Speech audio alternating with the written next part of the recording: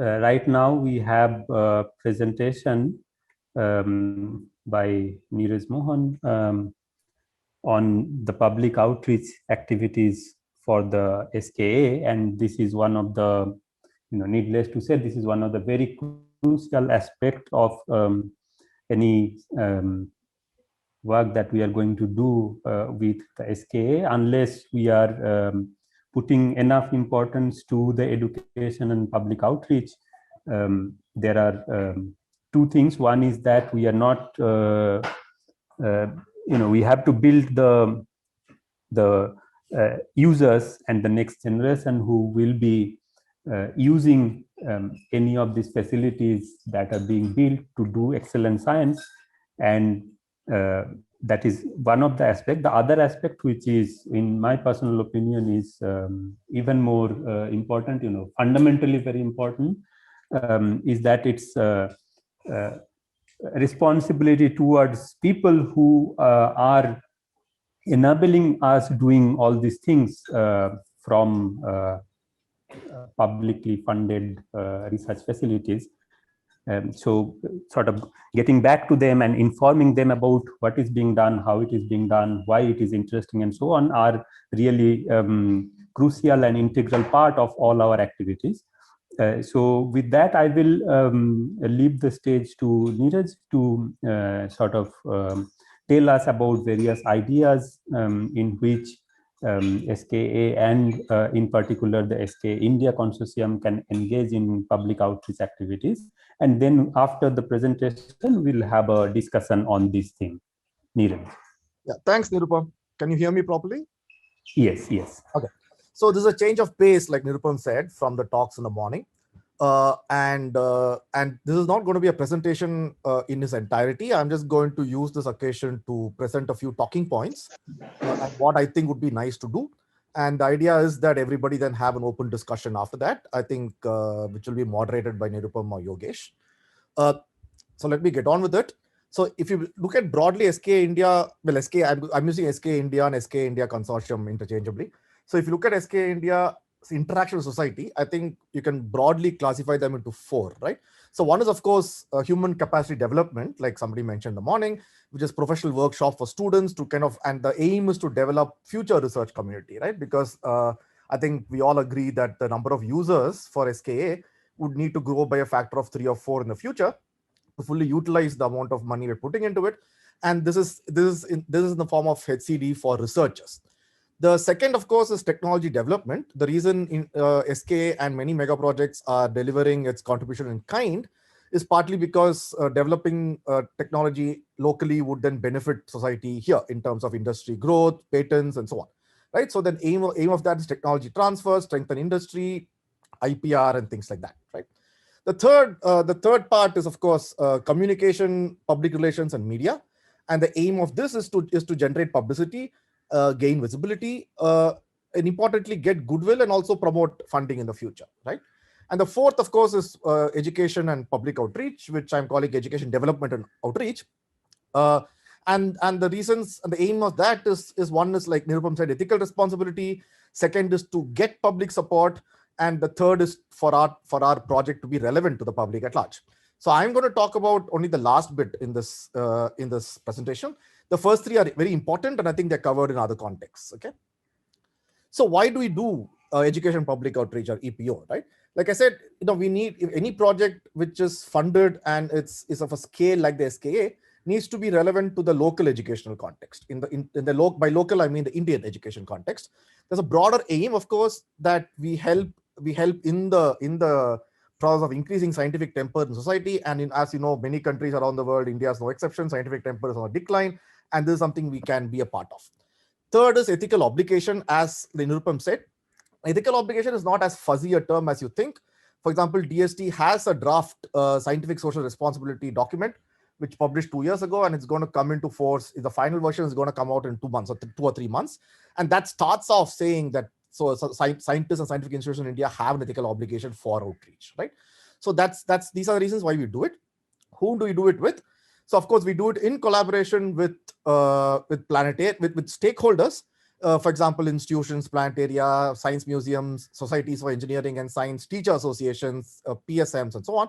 And we do it, and we evolve different programs for different sections of society. For example, we have different programs for high school students, college students, for teachers, for general public, for media, and so on, right?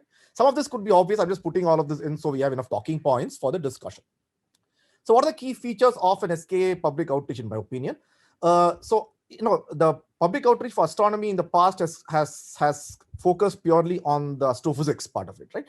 But all mega projects in India are delivering part of their results in kind, which means developing technology and constructing technology locally. And therefore, I think engineering EPO is as important as a science EPO for SKA in India. For example, each component which you're developing, like the telescope manager, SDP, the tile processing, etc., all of them would contribute to an engineering component of the EPO we have.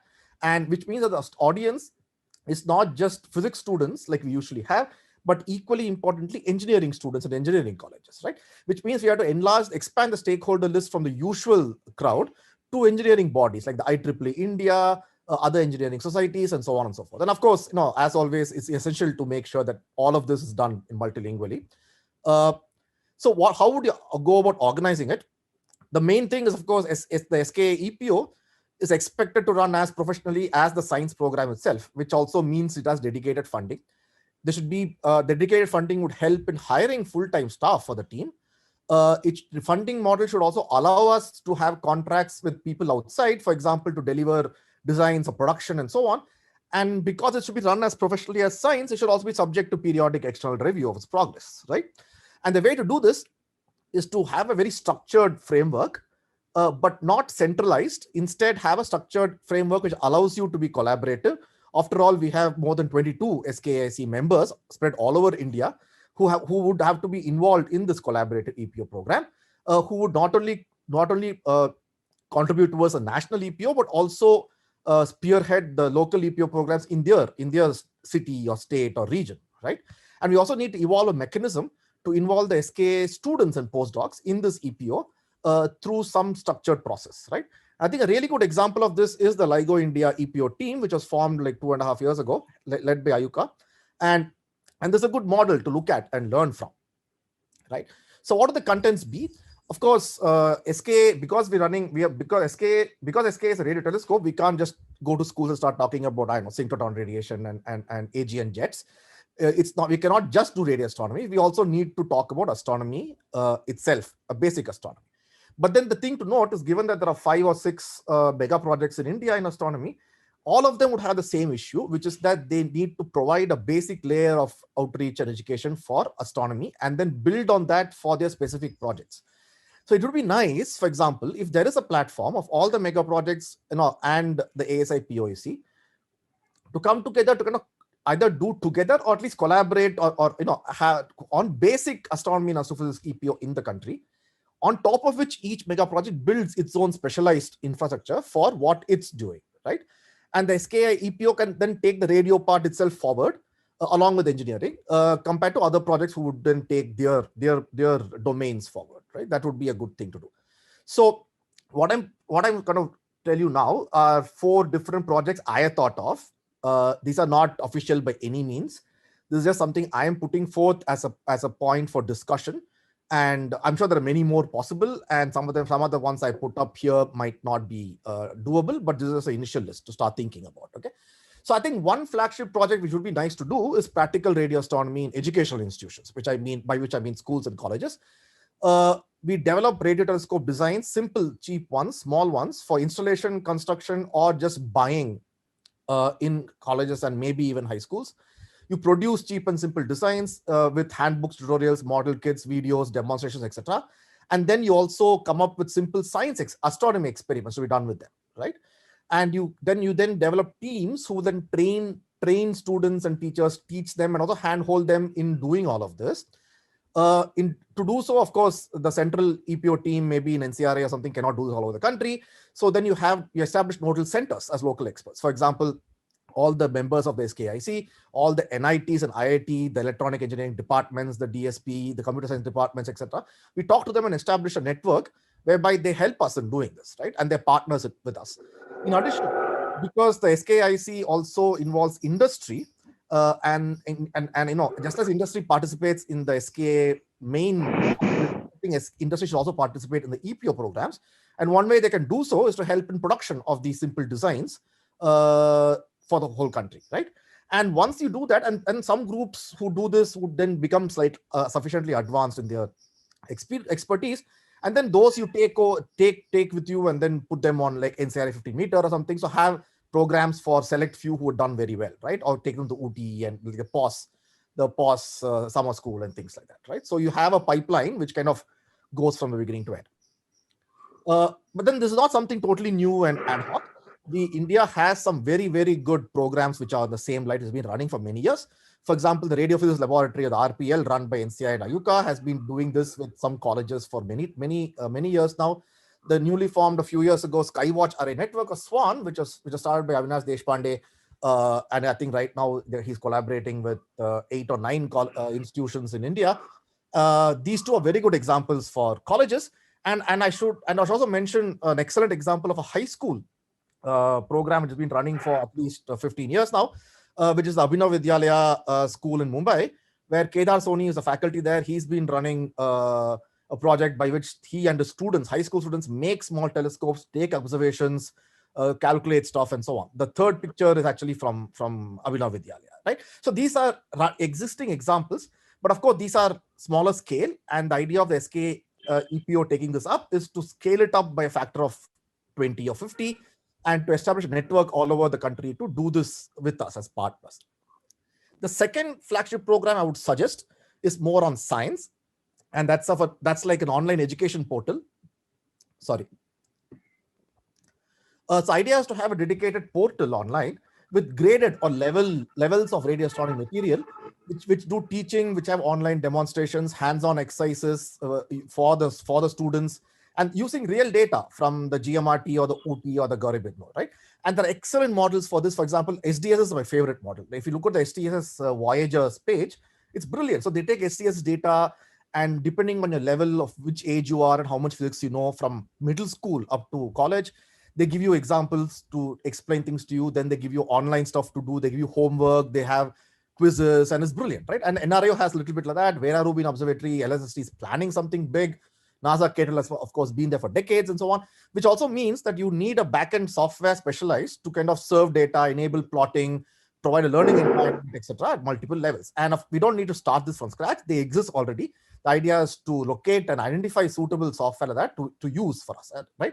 And STS Voyagers, I think, is a brilliant example. Please go take a look at that. The idea then is not just to tell them, oh, what is a pulsar, what is an AGN. There is some disturbance from somebody. I think somebody is not muted. Okay. Yeah, may I request all the participants apart from the speaker to keep themselves in mute mode for now and only unmute when asking questions at the end of the presentation. Right. Thanks. So the idea would be not just to tell them what is a pulsar and explain what an AGN jet is and explain what are radio waves and so on, but also to get people on this portal to work with actual data from the UGMRT or ORT or the GBD, and provide software so that they can work with them. It could be a simple thing like, count the number of pulses, or something fairly complicated like try and make an image. But idea is to use actual data from Indian telescopes, which will make it exciting for students. And then you grade them at various levels. And once they finish a level, they get some certification or something like that. So one can work out something like this akin to what other observatories in the world have. Idea also to explore citizen science projects with existing data. For example, UT and GMRT have produced tons of data. And the idea is to work out citizen science projects using existing data from Indian telescopes. And I think Rad@Home is an example which has already been running for a few years now, right?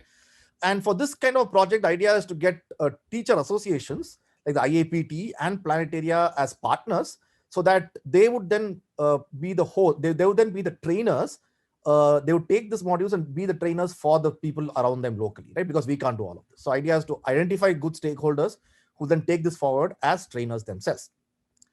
These are the two flagship programs. By flagship, I mean like large-scale, massive programs, right?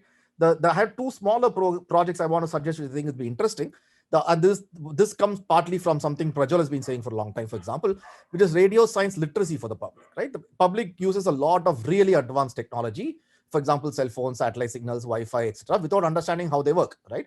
And we also have then things like people saying, oh, if you put cow dung on a cell phone, there's no radiation affecting you. So there's a basic lack of understanding of how these advanced technology works. And I think it'd be good to develop a program along with electrical engineering departments for basic radio science literacy. Like, how does a cell phone work? How does a Wi-Fi work? How does a GPS work? How does your dish cable TV work? And so on. I think this kind of it's a bit new and not in the regular EPO paradigm, but I think it's going to be really useful. And I think this is relevant because SKA is a radio telescope. And when you talk of literacy of SKA domain, I think this fits well into science literacy and scientific temper in the context of radio science, right? The fourth and last one, of course, is slightly smaller, which is the fact that if you're going to have mega projects on various wavelengths, the idea would be to have this common platform for basic astronomy and also have a multivalent universe platform on this. You can develop games, develop demonstrations, etc., to explain why we have so many mega projects at various wavelengths, and to kind of come up with something which explains to people the need for these mega projects and how they all work together in some sense to understand the universe. And lastly, of course, to promote familiarity with Radio Sky. For example, I know Ratnashree has been trying to put the TGSS in the planetarium dome. One can think of many such examples like that, right? And of course, I've told you about these 4 big large-scale projects. The bread and butter EPO, of course, should just go along. For example, you have posters and comics and models and virtual reality kits and films and podcasts and so on. Design them by professionals whom we pay, all of them being multilingual, and have a funding, so identify a funding model for production, design, and distribution. So this is the general bread and butter EPO, of course, but then the 4 programs I mentioned before are kind of SKA specific in that context. So I'll stop there. And the idea is not for me to take questions. The idea is to have a general discussion among everybody else. So hand it over to Nirupam and Yogesh.